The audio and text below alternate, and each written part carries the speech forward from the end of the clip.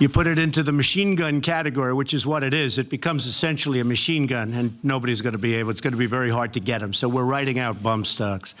But we have to take steps to harden our schools so that they're less vulnerable to attack. This includes allowing well-trained and certified school personnel to carry concealed firearm. At some point, you need volume. Now, I don't know that a school is going to be able to hire 100 security guards that are armed. Plus, you know, I got to watch some deputy sheriffs performing this weekend. They weren't exactly Medal of Honor winners, all right? The way they performed was, frankly, disgusting. They were listening to what was going on. The one in particular, he was early. Then you had 3 others that probably a similar deal a little bit later, but a similar kind of a thing. You know, I really believe, you don't know until you test it, but I really believe I'd run in there even if I didn't have a weapon.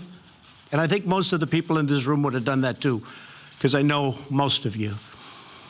But the way they performed was really a disgrace. Second, we must confront the issue of mental health. And here is the best example of mental health. This kid had 39 red flags. They should have known. They did know. They didn't do anything about it. That was really a bad time, I have to tell you. Nobody bigger for law enforcement than I am. But between the people that didn't go into that school and protect those lives and the fact that this should have been solved long before it happened, pretty sad. So we have to confront the issue, and we have to discuss mental health, and we have to do something about it. You know, in the old days, we had mental institutions. You had a lot of them. And you could nab somebody like this because, you know, they did. They knew something was off. You had to know that. People were calling all over the place. But you used to be able to bring him into a mental institution, and hopefully he gets help or whatever, but he's off the streets. You can't arrest him, I guess, because he hasn't done anything, but you know he's like a boiler ready to explode, right? So you have to do something. But you can't put him in jail, I guess, because he hasn't done anything. But in the old days, you'd put him into a mental institution. And we had them in New York, and our government started closing them because of cost. And we're going to have to start talking about mental institutions, because a lot of the folks in this room closed their mental institutions also. So we have no halfway.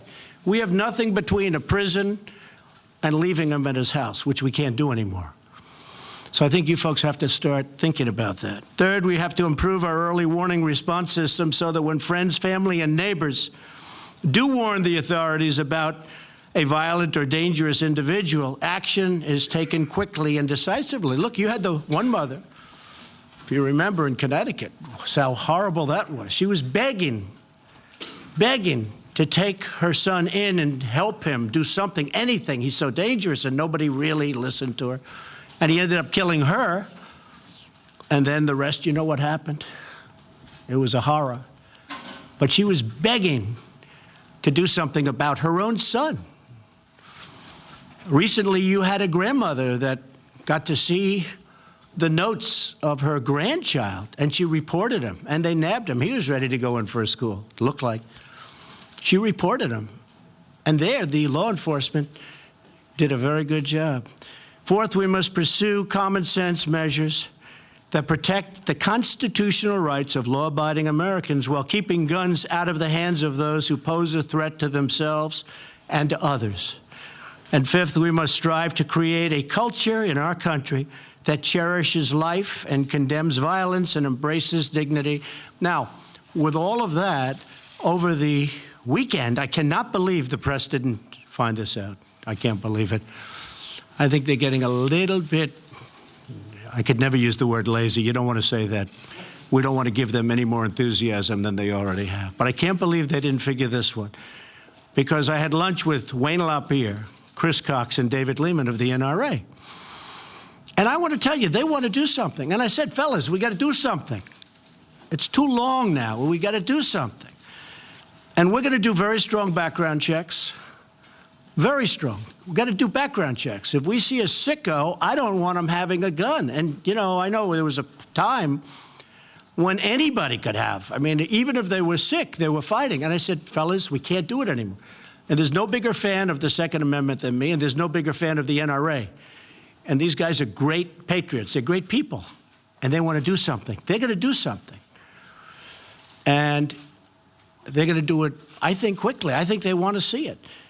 But we don't want to have sick people having the right to have a gun. Plus, when we see somebody is sick, like this guy, when the police went to see him, they didn't do a good job, but they have restrictions on what they can do. We got to give them immediate access to taking those guns away so that they don't just leave and he sit there with 7 different weapons.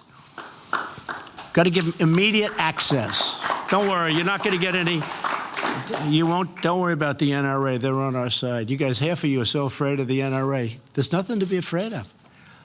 And you know what? If they're not with you, we have to fight them every once in a while. That's okay. They're doing what they think is right. I will tell you, they are doing what they think is right. But sometimes we're going to have to be very tough, and we're going to have to fight them. But we need strong background checks. For a long period of time, people resisted that. But now people, I think, are really into it. And John Cornyn, great guy, Senator, Mitch McConnell, Paul Ryan, and Kevin McCarthy, hopefully are going to work on some legislation. I hope you guys, they started already. In fact, John has legislation in. We're going to strengthen it. We're going to make it more pertinent to what we're discussing. But he's already started the process.